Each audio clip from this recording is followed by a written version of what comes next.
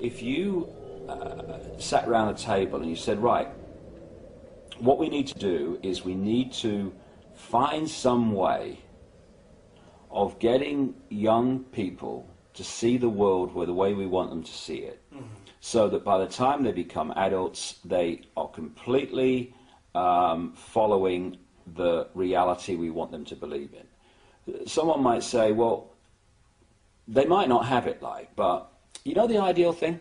What we do is we have a system where we take children away from their parents at least 5 days a week, all day, from about the age of 4 and 5, and we have control of their minds until they're about 17, 18. That would be ideal.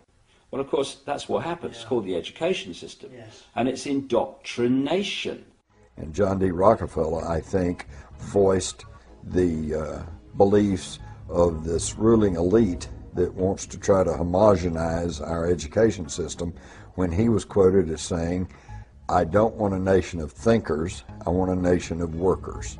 So I think the education system is not only pushing people into a socialized version of government, but also dumbing the individual down to the point to where he'll be a good worker in the factory, or he'll be a good worker in Silicon Valley. He may know a lot about but he is not going to have a classic education that would allow him to take all of the facets of the culture and the society and put it together and really form an intelligent opinion as to what's really going on and what might be in the best interest of the individual.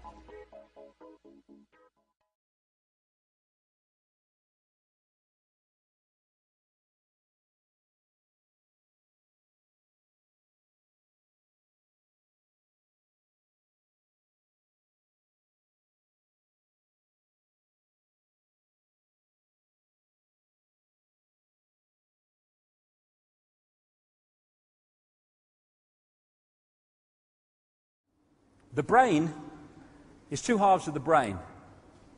There's the right brain and there's the left brain, and they have very, very different roles to play, especially in personality.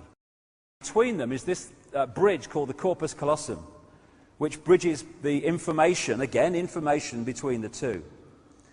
Now, this is another picture that Neil Haig did for me recently. Symbolically looking at what the right brain and the left brain do. The right brain is out there. It's creativity. It's inspiration. It's the maverick. It's the connection to all that is. It's the greater awareness. And the left brain is about structure. It sees things in parts, not as wholes. It wants things to be structured. It's about language. And it's about organization in a physical way. It's about being what we call, though often that's not what it is, rational thinking. And both sides of the brain are necessary. If you get a right brain person, we've all met them, they're fantastically creative, but they're out on another cloud. There's nothing going on down here. But you get a really imprisoned left brain person, they can't see the connections with anything. They're here. Boom, boom. And this is the target, the left brain, the soldiers on the door. This is a key to understanding this conspiracy. The whole of society is structured to turn people into left brain prisoners who experience reality through that version of perception. Apartness, division, I am Charlie Smith. I must jump over everybody. To succeed, I must be a success. People must say you're successful. That's my identity, that's my sense of self.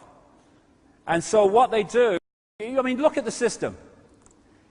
If you want to progress within the system, this left-brain society we live in, then you have to be very, very good at exams. You go to school, you pass exams.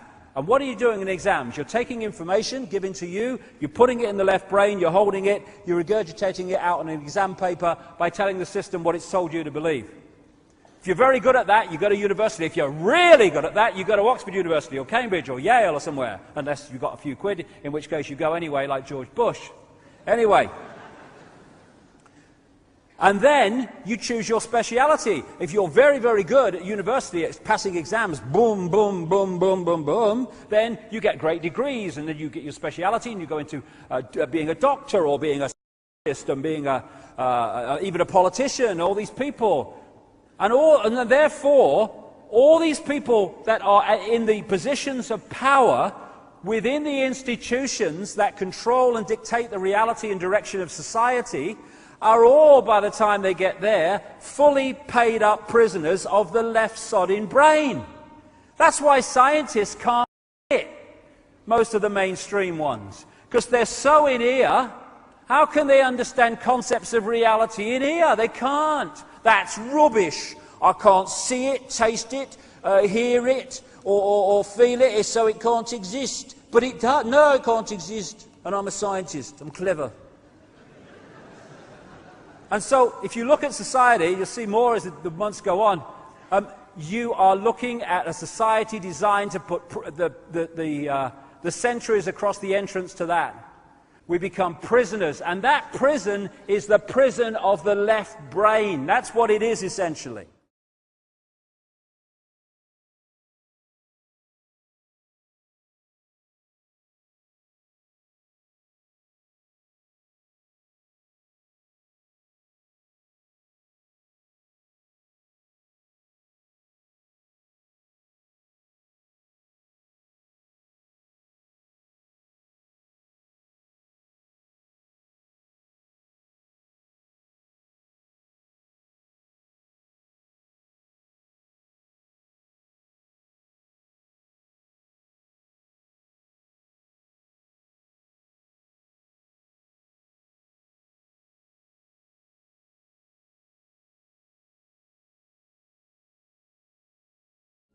Since the late 19th century, since the time of Darwin, in fact, in part because of Darwin's writing in The Origin of Species, came to accept a convention, a definition of science that excluded the possibility of design as a scientific explanation.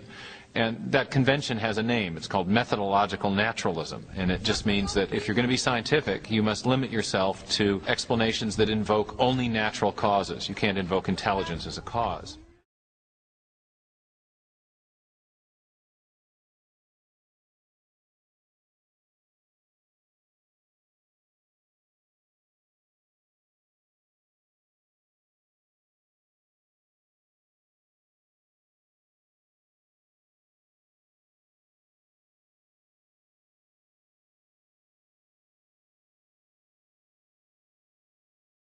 When we look at the current evidence, the evidence that keeps coming out in the media, we have to ask ourselves, is there an agenda behind it?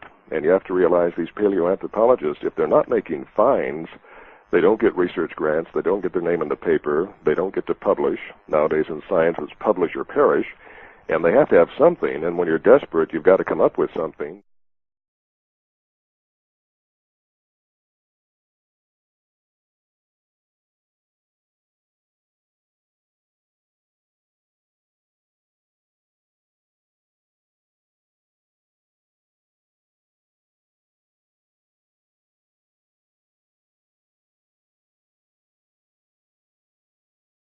Evolution is presented to grown-ups and taught to the very young as a fact that has been verified and demonstrated for so long that it is a waste of time and even ridiculous to question it.